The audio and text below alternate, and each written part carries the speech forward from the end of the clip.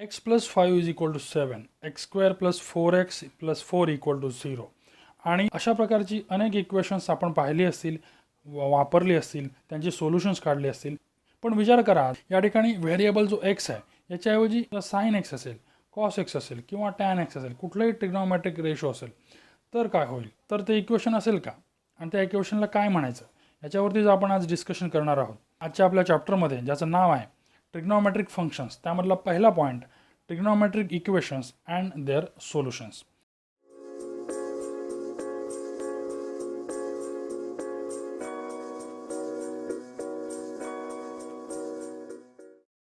ही trigonometric equations नेमकी असतात तरी काय?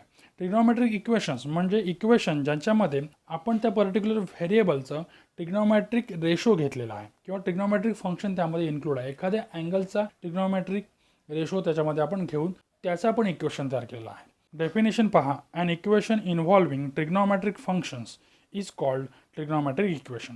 Okay, for example sine theta is equal to 1/2. या ठिकाणी थीटा आपला व्हेरिएबल आहे किंवा थीटा आपला अँगल आहे म्हणूया, त्याचा साइन रेशो घेतला आणि त्याची व्हॅल्यू 1/2 आहे असं कन्सिडर केलं. किंवा tan x - 1 इक्वल टू 0, याला सुद्धा ट्रिग्नोमेट्रिक इक्वेशन म्हणता येईल. कारण बघा, याच्यामध्ये tan x ही ट्रिग्नोमेट्रिक फंक्शन त्याच्यामध्ये आपण इन्क्लूड केलेलं आहे. किंवा 4 cos square x - 3 equal to 0, या इक्वेशनला आपण ट्रिग्नोमेट्रिक इक्वेशन असं म्हणू शकतो. इन शॉर्ट, ट्रिग्नोमेट्रिक फंक्शन्स त्यामध्ये आहेत, म्हणजेच ते इक्वेशन ट्रिग्नोमेट्रिक इक्वेशन झालं. ही आपली रेग्युलर इक्वेशन्स आहेत. हे लिनियर इक्वेशन आहे. आपण याच्यामध्ये एक्सची व्हॅल्यू काय लिहू शकतो बघा, एक्स इज इक्वल टू 7 - 5. 7 - 5 म्हणजे 2. म्हणजेच for the value x is equal to 2 this equation satisfies. म्हणजे 2 हे या इक्वेशनचं सोल्युशन आहे. आता trigonometric equation sine theta equal to 1/2 जर असेल, तर अशी कोणती व्हॅल्यू थीटा आहे ज्या व्हॅल्यूसाठी आपल्याला साइनचा आन्सर 1/2 येतं? लक्षात घ्या, आपल्याला माहिती आहे थीटा जर आपण 30 डिग्री ठेवला या ठिकाणी, तर साइन 30 हे 1/2 असणार आहे. याचा अर्थ थीटा म्हणजे 30 डिग्री हे या इक्वेशनचं सोल्युशन आहे. अशाच पद्धतीने आपण सेकंड इक्वेशन किंवा थर्ड इक्वेशन किंवा आणखी कुठल्याही वेगळ्या पद्धतीचे इक्वेशन्स असतील, यांच्या अशा व्हॅल्यू आपण फाइंड आउट करणार एक्सच्या, ज्या व्हॅल्यूंमुळे हे इक्वेशन सॅटिस्फाय झालं पाहिजे. म्हणजे त्यांचा आन्सर राईट हँड साईड याच्या एवढा आलं पाहिजे. म्हणजेच त्या एक्सच्या व्हॅल्यू म्हणजे त्याची सोल्युशन्स असतील. सोल्युशन ऑफ ट्रिग्नोमेट्रिक इक्वेशन म्हणजे काय? The value of the variable in a trigonometric equation which satisfies the equation is called the solution of trigonometric equation.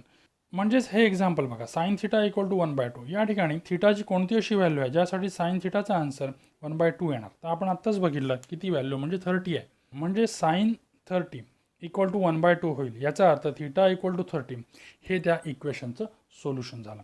पुढील कन्सेप्ट डिस्कस करण्यासाठी आपण साइन थीटा इक्वल टू 1/2 हेच equation आहे हे आपण वापरणार आहोत. कारण आपल्याला माहिती आहे की साइन थीटाची व्हॅल्यू ही 1/2 कधी असते? Theta equal to 30. ओके, किंवा आपण त्याला थीटा इक्वल टू π/6 रॅडियन असं सुद्धा म्हणू शकतो. ओके, ही त्याची सोल्युशन झाली. पण या ठिकाणी एक प्रश्न असा आहे की थीटा इक्वल टू 30 हे एकच सोल्युशन आहे का? म्हणजे थीटा इक्वल टू 30 सोडून असे कुठले अँगल्स आहेत ज्या ठिकाणी साईनची व्हॅल्यू आपल्याला 1/2 मिळू शकते? असे आहेत का ॲक्च्युली अँगल? आणि असल्यास कोणते? Theta equal to 30 is it the only solution? या प्रश्नाचं उत्तर शोधण्यासाठी आपण मागच्या वर्षीचे काही कन्सेप्ट इथे रिवाईज करणार आहोत. हा एक डिरेक्टेड अँगल आहे असं आपण समजूया, आणि तो स्टँडर्ड पोझिशनमध्ये आपण तो ड्रॉ केला. आणि हे युनिट सर्कल आहे. युनिट सर्कल याचा अर्थ काय? त्या सर्कलची रेडियस जी आहे ती 1 असणार आहे. तर तो अँगल त्या सर्कलला P या पॉईंटला कट करतो. असं जर असेल तर आपल्याला माहिती आहे 30 ही पी एम हे 90 डिग्री आहे जो आपण परपेंडिक्युलर ड्रॉ केला. याचा अर्थ ही 60 डिग्री होईल. 30, 60 अँड 90 हे जर आपण थिअरम वापरला तर आपल्याला पॉईंट P चे रेशो कसे मिळतील बघा. त्याचा एक्स कोऑर्डिनेट जो आहे म्हणजे हे डिस्टन्स आहे ते आपल्याला √3/2 असं मिळणार. आणि त्याचा वाय कोऑर्डिनेट म्हणजे हे डिस्टन्स, याचा अर्थ PM हे डिस्टन्स हे आपल्याला 1/2 असं मिळेल. या व्हॅल्यूचा अर्थ काय तर लक्षात घ्या, जर आपलं सर्कल युनिट सर्कल असेल तर आपली ही जी व्हॅल्यू आहे ती त्या पर्टिक्युलर अँगलची कॉस व्हॅल्यू असते, म्हणजे एक्स कोऑर्डिनेट जो आहे. आणि हा आपला जो वाय कोऑर्डिनेट आहे तो त्या पर्टिक्युलर अँगलचा साइन व्हॅल्यू असते. लक्षात घ्या, म्हणजे कॉस थीटा थोडक्यात cos 30 हा √3/2 असेल आणि साइन 30 हा 1/2 असेल. म्हणजे जर युनिट सर्कल असेल तर तो अँगल त्या सर्कलला ज्या पॉईंटमध्ये कट करतोय त्या पॉईंटचे एक्स कोऑर्डिनेट आणि वाय कोऑर्डिनेट म्हणजेच आपले कॉस रेशो आणि साईन रेशो आहेत. लक्षात झालं. जर समजा सर्कल आपलं युनिट नसेल, समजा सर्कलची रेडियस आर असेल, तर आपल्याला या ठिकाणी आरने डिवाईड करायला लागतं एक्स आणि वाय कोऑर्डिनेटला. आता आपण साईन थिटा इक्वल टू 1/2 या क्वेश्चनकडे येऊया. याचा अर्थ लक्षात घ्या, साईन 30ची व्हॅल्यू 1/2 आहे, म्हणून थिटाची व्हॅल्यू आपण 30 डिग्री असं म्हणतो आहोत. आता आपण पुढची पॉसिबिलिटी कन्सिडर करूया. मी अशाच पद्धतीने या ठिकाणी ज्याची हाईट याच्या एवढीच आहे, PM एवढीच आहे, म्हणजे 1/2 आहे, आणि ज्याची लेंथ OM एवढी आहे, म्हणजेच √3/2 आहे, असा पॉईंट इकडे ड्रॉ केला. तर या पॉईंटचे कोऑर्डिनेट्स काय असणार आहेत? ऑब्वियसली हा पॉईंट सेकंड क्वाड्रंटमध्ये आहे, लक्षात घ्या. म्हणजे याचे कोऑर्डिनेट्स असतील निगेटिव्ह √3/2 आणि पॉझिटिव्ह 1/2. म्हणजे ही त्याची कॉस थिटाची व्हॅल्यू झाली आणि ही याची साईन थिटाची व्हॅल्यू झाली. आता इथे थिटा म्हणजे किती? तर आपण इथून 30 डिग्री घेतले, त्याच्याऐवजी आपण इकडून 30 डिग्री घेऊया. म्हणजे हा जो अँगल आहे हा आपण डिरेक्टेड अँगलच्या फॉर्ममध्ये असा मोजणार, म्हणजे 0पासून मोजायचा. So that angle is 150 degree. Okay, म्हणजे अँगल 150 डिग्रीचा कॉस थिटा म्हणजे इन शॉर्ट कॉस 150 डिग्री हा -√3/2 आहे आणि साईन 150 डिग्री हा 1/2 आहे. लक्षात झालं. म्हणजे इथे मी थिटा इक्वल टू 150 डिग्री लिहिले, तरीसुद्धा साईन थिटाची व्हॅल्यू आपल्याला 1/2च मिळणार. याचा अर्थ साईन थिटा इक्वल टू 1/2 या इक्वेशनला थिटा इक्वल टू 30 डिग्री हे सोल्युशन मिळतं. तसंच थिटा इक्वल टू 150 डिग्री असं सुद्धा सोल्युशन मिळेल. आता आपण हा प्रॉब्लेम आणखी जरा पुढे एक्सटेंड करूया. आता ही सिच्युएशन बघा, मी पुन्हा एकदा इथून 30 डिग्री अँगल ड्रॉ करतो. याचा अर्थ हा जो पॉईंट इकडे तयार होईल हा आपल्याला हे जे डिस्टन्स आहे ते एवढंच डिस्टन्स देणार, म्हणजेच PM एवढं डिस्टन्स असेल. आणि हे जे डिस्टन्स आहे फ्रॉम द वाय ॲक्सिस हे डिस्टन्स एवढंच असणार आहे, म्हणजेच OM एवढं डिस्टन्स असणार आहे. याचा अर्थ याचे रेशोसुद्धा आपल्याला अशा पद्धतीनेच मिळतील, √3/2 1/2. पण हा पॉईंट थर्ड क्वाड्रंटमध्ये आहे. याचा अर्थ थर्ड क्वाड्रंटमध्ये दोन्ही व्हॅल्यू ह्या निगेटिव्ह असतात, त्यामुळे याचे जे कोऑर्डिनेट्स आहेत ते -√3/2 आणि -1/2 असतील. लक्षात आलं. अशाच पद्धतीने जर मी इथे एक पॉईंट ड्रॉ केला जो 30 डिग्री अँगल या एक्स ॲक्सिसपासून करतो आहे, तर आपण त्याचे कोऑर्डिनेट्स काय येणार, तर +√3/2 आणि -1/2. या ठिकाणी आपल्याला व्हॅल्यू 1/2 आहे, पण ती निगेटिव्ह आहे. याचा अर्थ हा जर आपण अँगल कन्सिडर केला इथून पुढे 30 डिग्री म्हणजे 180 + 30, याचा अर्थ 210 डिग्री घेतला, तर त्या ठिकाणी साईन थिटाची व्हॅल्यू आपल्याला -1/2 मिळणार. तसंच हा अँगल जो 360 डिग्रीपेक्षा 30 डिग्री कमी आहे, म्हणजेच 330 डिग्री अँगल आहे, इथून जर आपण अँटी क्लॉकवाईज मोजलं तर त्या ठिकाणी सुद्धा त्याची व्हॅल्यू साईन ऑफ 330 डिग्री असं आपण म्हणू शकतो. हा -1/2 आहे. आलं का लक्षात? ओके, म्हणजे साईन 1/2 या इक्वेशनला आपल्याला 0 to 360 एवढ्या पूर्ण रोटेशनमध्ये दोन सोल्युशन्स मिळतात, 30 आणि 150 डिग्री. लक्षात झालं. तसंच जर समजा या ठिकाणी -1/2 घेतले तर साईन थिटा इक्वल टू -1/2 असा जर इक्वेशन असेल तर या इक्वेशनला सुद्धा आपल्याला दोन व्हॅल्यूज मिळतील. एक म्हणजे थिटा इक्वल टू या ठिकाणी 210 and sine theta equal to 330. आतापर्यंत आपण 0 to 90 एवढाच अँगल्सचा विचार करत होतो. आपल्यासमोर एक टेबल आहे बघा, ज्याच्यामध्ये 0, 30, 45, 60 डिग्री आणि 90 डिग्री अशा व्हॅल्यूज आणि साईन, कॉस, टॅन, कॉट, सेक, कोसेक या सगळ्यांच्या व्हॅल्यू आपल्याला माहिती आहेत. त्या सगळ्या आपल्याला फर्स्ट क्वाड्रंटमधल्याच नोन व्हॅल्यू आहेत. आतापर्यंत 0 to 90पर्यंत जेवढ्या आपल्याला व्हॅल्यू माहिती आहेत तेवढ्याच व्हॅल्यूना आपण सोल्युशन म्हणत होतो. म्हणजे साईन थिटा इक्वल टू 1/2 असेल तर आपण थिटा इक्वल टू 30 म्हणायचो. पण आता डिरेक्टेड अँगल ही कन्सेप्ट आपण वापरली. डिरेक्टेड अँगलचा फायदा काय असतो लक्षात घ्या. आपण त्या अँगलला डिरेक्शन देऊन आपण हवी तेवढी रोटेशन म्हणजे इन्फायनाईट नंबर ऑफ अँगल्स तयार करू शकतो. म्हणजेच साईन थिटा इक्वल टू 1/2 असं एकच इक्वेशन आपण ज्यावेळी कन्सिडर करतो त्यावेळी थिटा इक्वल टू 30 डिग्री हे एकच त्याचं सोल्युशन असत नाही, तर त्याला पुढेही सोल्युशन मिळत जाणार आहेत. जसं आपल्याला या ठिकाणी थिटा इक्वल टू 150 डिग्री मिळालं, त्याच्याच पद्धतीने पुढे आपण चेक केलं तर या दोन्ही क्वाड्रंटमध्ये मात्र साईनच्या व्हॅल्यू 1/2 येत नाही, कारण ऑब्व्हियसली या ठिकाणी साईन हा दोन्ही ठिकाणी निगेटिव्ह असतो, म्हणजे पॉझिटिव्ह 1/2 व्हॅल्यू असणार नाही. याचा अर्थ याच्या पुढे गेल्यानंतर 360च्या पुढे गेल्यानंतर सुद्धा आपण जर चेक केलं तर आपल्याला पुन्हा इथे एक व्हॅल्यू मिळेल आणि इथे दुसरी व्हॅल्यू मिळेल. म्हणजेच हा जो आपल्यासमोर प्रश्न आहे, is it the only solution, याचा उत्तर काय येणार, तर त्याचं उत्तर आहे नो. कारण आपल्यासमोर आहे, आपण या ठिकाणी त्याच्या 2 सोल्युशन्स 30 आणि 150 इथेच आपण तयार केली. पण आपण अजून याच्या पुढे विचार करूया की ही 2च सोल्युशन आहेत का, आणखी सोल्युशन मिळतील की नाही. तर त्यासाठी मी पुन्हा एकदा 30 डिग्री हा अँगल या ठिकाणी मी ड्रॉ केलेला आहे युनिट सर्कलवरती आणि आपण इथे डिरेक्टेड अँगलचा विचार करू. ओके, या ठिकाणी साइन थिटाची व्हॅल्यू ही 1/2 असते. याचा अर्थ साइन 30 हा 1/2 असतो. कारण काय, तर या ठिकाणी आपल्याला जो पॉईंट मिळतो त्याचे coordinates,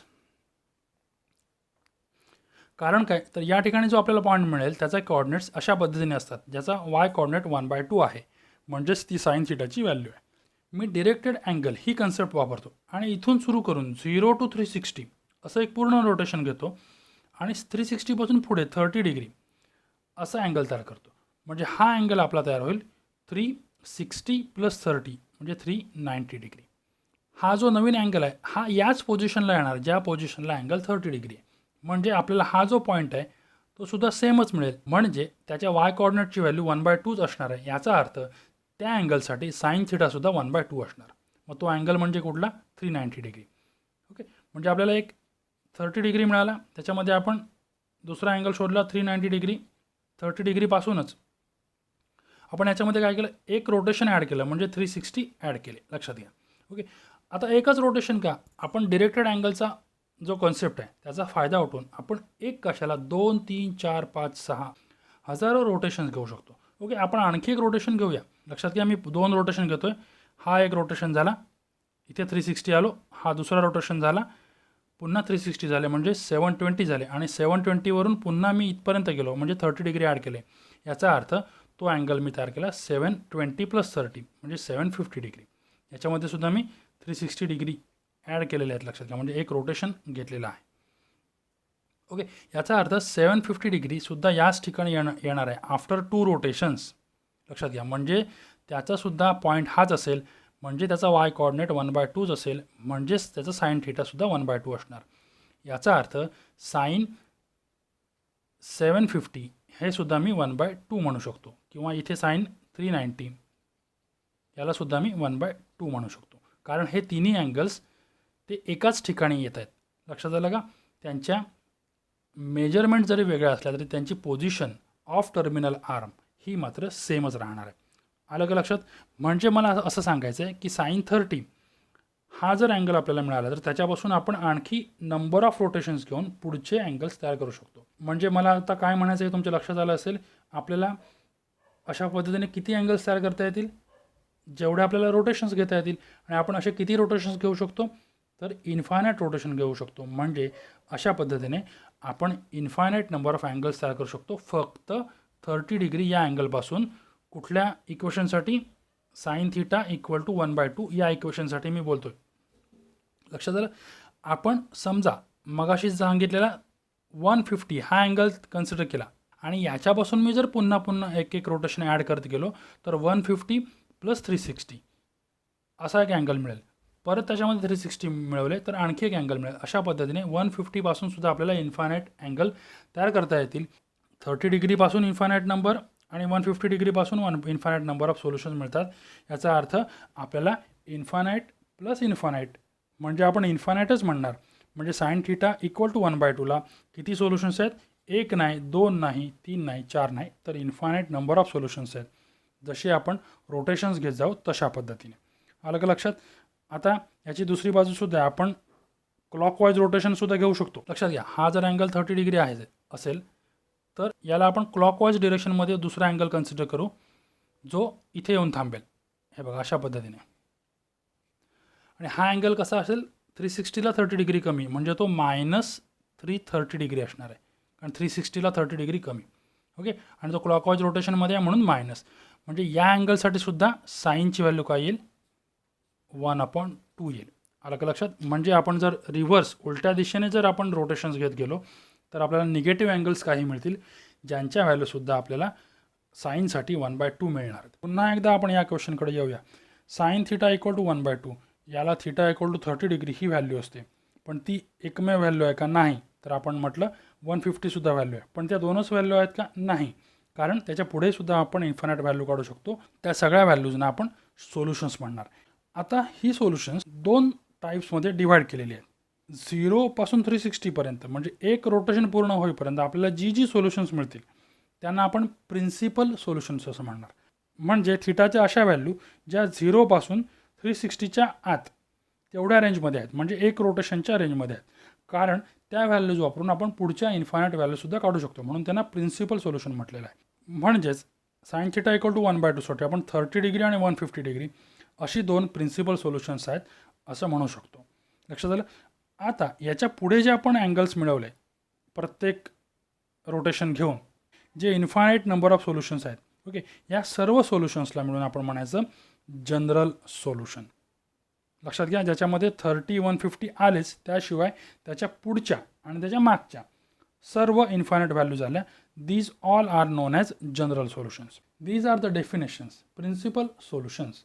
a solution alpha of a trigonometric equation is called principal solution if 0 less than or equal to alpha less than 360 degrees. आता जनरल सोल्युशन्स आपण कशी तयार करतो? तर प्रिन्सिपल सोल्युशन फाइंड आउट करतो. जसं आपण 30 डिग्री हे सोल्युशन घेऊन त्याच्यामध्ये प्रत्येक ठिकाणी 360 ॲड करत गेलो, म्हणजे एका रोटेशननंतर ती व्हॅल्यू पुन्हा त्याच ठिकाणी येते आणि सेम असते. ओके, ज्याला आपण पिरियॉडिसिटी म्हणतो. लक्षात घ्या, त्या पर्टिक्युलर अँगलसाठी. ओके, मग ती पिरियॉडिसिटी वापरून आपण ती व्हॅल्यू तयार केलेली आहे, पुढची व्हॅल्यू, म्हणून त्या सर्व पुढच्या व्हॅल्यूना जनरल सोल्युशन्स म्हणायचं. Okay, the solutions of trigonometric equations which is generalised by using its periodicity, these are called as general solutions. लक्षात घ्या, आपल्याला अंडरस्टँडिंगला सोपं जावं म्हणून मी व्हॅल्यूज डिग्रीजमध्ये वापरल्या, पण आपण याच्या पुढे व्हॅल्यूज लिहिताना सगळ्या रेडियन्समध्ये वापरणार आहोत. आता आपण काही एक्झाम्पल्स बघू, त्याच्यामध्ये आपल्याला त्याचे प्रिन्सिपल सोल्युशन्स फाइंड आउट करायचे आहेत. ओके, आत्ताच आपण सॉल्व केलेलं एक्झाम्पल बघूया. Sine theta equal to 1/2. आपल्याला माहितीच आहे की थिटाची व्हॅल्यू येणार 30 डिग्री किंवा 150 डिग्री. ओके, म्हणजेच π/6 आणि 5π/6 अशा आपल्याला थिटाच्या व्हॅल्यू मिळतील. पण मॅथमॅटिकली हे सॉल्व करून या व्हॅल्यू कशा फाइंड आउट करायच्या हे आपण इथे बघणार आहोत. त्यासाठी तुम्हाला ही एक गोष्ट पुन्हा एकदा रिवाईज करायला लागेल. ऑल STC याचा अर्थ इथे ऑल पॉझिटिव्ह आहेत. सेकंड क्वाड्रंटमध्ये साईन आणि 1/sin. 1/sin म्हणजे कोसेक पॉझिटिव्ह असणार. इथे टॅन आणि 1/tan. 1/tan म्हणजे कॉट. टॅन आणि कॉट पॉझिटिव्ह असतील आणि इथे कॉस आणि सेक पॉझिटिव्ह असतील. आता बघा, साईनची व्हॅल्यू 1/2 आहे, म्हणजे कशा पद्धतीचे पॉझिटिव्ह आहे. म्हणजे आपण असं म्हणू शकतो की साईन थिटा पॉझिटिव्ह कुठल्या क्वाड्रंटमध्ये आहे त्याच ठिकाणी थिटाची व्हॅल्यू असणार आहे. बघा, साईन थिटा या ठिकाणी फर्स्ट क्वाड्रंट आणि सेकंड क्वाड्रंट या ठिकाणी पॉझिटिव्ह आहे. फर्स्ट क्वाड्रंटमधली व्हॅल्यू आपल्याला माहिती आहे, ती आपण लिहून टाकू. सोल्युशनमध्ये आपण असं म्हणू, साईन ऑफ π/6 म्हणजे 30 degree is equal to 1/2 and for theta equal to π/6. आता लक्षात घ्या, फर्स्ट क्वाड्रंटमधली व्हॅल्यू ज्याला आपण थिटा म्हणतोय, जी ही आहे. ओके, आता आपल्याला दुसरी व्हॅल्यू मिळणार सेकंड क्वाड्रंटमध्ये. अशाच पद्धतीने इतर कुठल्या रेशोसाठी थर्ड किंवा फोर्थ क्वाड्रंटसुद्धा असू शकतो. मग रिस्पेक्टिव्ह क्वाड्रंटमधल्या व्हॅल्यू लिहिण्यासाठी हे 4 फॉर्म्युले लक्षात ठेवायचे. थिटा या ठिकाणी π-θ, थर्ड क्वाड्रंटला π+θ, फोर्थ क्वाड्रंटला 2π - θ. साईनची व्हॅल्यू फर्स्ट क्वाड्रंटला π/6 मिळाली. आपण आता सेकंड क्वाड्रंटला फाइंड आउट करणार, म्हणजे आपण π-θ असा अँगल वापरणार. पण ते मॅथमॅटिकली लिहायचं कसं? युजिंग अलाइड अँगल फॉर्म्युले. अलाइड अँगल फॉर्म्युला कशासाठी लिहिणार आपण? साईन ऑफ π-θ या व्हॅल्यूसाठी लिहिणार, कारण तो सेकंड क्वाड्रंटसाठी. ओके, साईन π-θ काय असतो लक्षात घ्या. तर साईन π-θ म्हणजे मिळणार, सेकंड क्वाड्रंटला साईन पॉझिटिव्ह असतो, त्यामुळे ती व्हॅल्यू येणार साईन थिटा. पाय असल्यामुळे रेशो चेंजसुद्धा होत नाही, तोच राहणार आहे. म्हणूनच आपण पायच्या फॉर्मॅटमध्ये प्लस किंवा मायनस अशा पद्धतीने व्हॅल्यूज लिहायच्या. ओके, आता या ठिकाणी आपण थिटाची व्हॅल्यू जी आहे ती या ठिकाणी π/6 सबस्टिट्यूट करणार दोन्ही साईडला, आणि दोन्ही sides at a time solve करत जायच्या. So put theta equal to π/6. π/6 म्हणजे कुठली? द फर्स्ट क्वाड्रंटमधली व्हॅल्यू जी 1/2 साठी आहे. Okay, so sine of π - π/6 is equal to sine of π/6. Therefore sine pi minus pi by 6, 6 pi minus pi म्हणजे किती होणार 5 पाय/6 which is equal to sine pi by 6 म्हणजे किती बघा 1/2. याचा अर्थ काय साईन 5 पाय/6 सुद्धा 1/2 मिळाला म्हणजे sine theta equal to 1/2. Solution आपल्याला काय मिळेल थिटा इक्वल टू 5 पाय/6 मिळेल. And therefore you can say theta equal to 5 पाय/6. This is our second solution. लक्षात आलं आपण तोंडी या व्हॅल्यू डायरेक्टली काढू शकतो पण मॅथमॅटिकली आपल्याला जर थिअरी क्वेश्चनमध्ये जर लिहायचं असेल तर अशा पद्धतीने लिहायला लागेल. आपल्याला तो अलाइड अँगल फॉर्म्युला पर्टिक्युलर क्वाड्रंटसाठी यूज करायला लागेल. आता आपण आणखी एक एक्झाम्पल सॉल्व करूया. Cos theta equal to 1/2. मी पुन्हा एकदा या ठिकाणी ऑल एस टी सी लिहितो. 1/2 ही पॉझिटिव्ह व्हॅल्यू आहे आणि कॉसची व्हॅल्यू पॉझिटिव्ह कुठे कुठे असते तर फर्स्ट क्वाड्रंट आणि फोर्थ क्वाड्रंट या ठिकाणी पॉझिटिव्ह असते. आता फर्स्ट क्वाड्रंटमधला जो थिटा आहे तो आपल्याला इझिली सांगता येईल. आपण म्हणूया ॲज कॉस ऑफ 60 डिग्री म्हणजे cos π/3 is equal to 1/2. Cos 60 1/2 असतो त्यामुळे आपण म्हणणार देअरफॉर थिटा इक्वल टू π/3 म्हणजे आपल्याला एक व्हॅल्यू मिळाली जी फर्स्ट क्वाड्रंटमध्ये. आता आपल्याला फोर्थ क्वाड्रंटमधली व्हॅल्यू लिहायची ती कशी लिहिणार आपण तर मगाशी सांगितल्याप्रमाणे 2π - थिटा अशा पद्धतीने लिहायची. इकडची पाय मायनस थिटा इकडची पाय plus theta. Using allied angle formula आपण वापरणार कॉस ऑफ 2π - थिटा. 2π - थिटाच का कारण या ठिकाणी कॉसची व्हॅल्यू 1/2 म्हणजे पॉझिटिव्ह असणार आहे. या ठिकाणी कॉसची व्हॅल्यू निगेटिव्ह असणार त्यामुळे हे दोन्ही क्वाड्रंट आपण ओमिटच करून टाकले कॉस या रेशोसाठी. त्या रेशोवरती क्वाड्रंट डिसाईड करायचं आपण. सो कॉस 2π - थिटा काय असणार तर इथे रेशो तोच राहणार कॉस थिटाच राहील. ओके आणि इथे कॉस पॉझिटिव्ह असतो म्हणजे इथे व्हॅल्यू प्लसच राहणार. आता मी मगाशी सांगितल्याप्रमाणे थिटाची व्हॅल्यू π/3 सबस्टिट्यूट करा. Cos 2π - π/3 is equal to cos of π/3. π/3 म्हणजे 60 डिग्री. देअरफॉर दोन्ही साईड्स आपण ॲट अ टाइम सॉल्व करणार. 2π × 3 6π होतील 6π - π म्हणजे 5π/3 which is equal to cos π/3. Cos π/3 म्हणजे किती 1/2. याचा अर्थ कॉस 5π/3 ची व्हॅल्यूसुद्धा 1/2 आली. याचा अर्थ कॉस थिटा इक्वल टू 1/2 वर आपण कंपेअर केलं तर थिटाची व्हॅल्यू आपल्याला काय मिळेल 5π/3 मिळेल म्हणजे theta equal to 5π/3. These are two principal solutions of cos theta equal to 1/2. आपण आणखी काही एक्झाम्पल सॉल्व करणारच आहोत. पुढच्या सेशनला आपण ती एक्झाम्पल सॉल्व करू. पण मी पुन्हा एकदा छोटंसं 1 मिनिटात रिव्हिजन घेतो. अशा पद्धतीने आपल्याला जर प्रिन्सिपल सोल्युशन फाइंड आउट करायचं असेल तर आपण पहिला क्वेश्चन विचारायचा की ती जी राईट साईडची व्हॅल्यू आहे ती पॉझिटिव्ह आहे की निगेटिव्ह आहे. Positive or negative. ओके जर ती पॉझिटिव्ह ऑर निगेटिव्ह असेल तर आपल्याला पॉसिबल सोल्युशन्स कुठल्या क्वाड्रंटमध्ये मिळतील. तर दुसरा क्वेश्चन काय तर what are the possible quadrants. आणि एकदा पॉसिबल क्वाड्रंट्स कळले की आपण तिसरा स्टेप मिळणार व्हॉट आर द व्हॅल्यूज.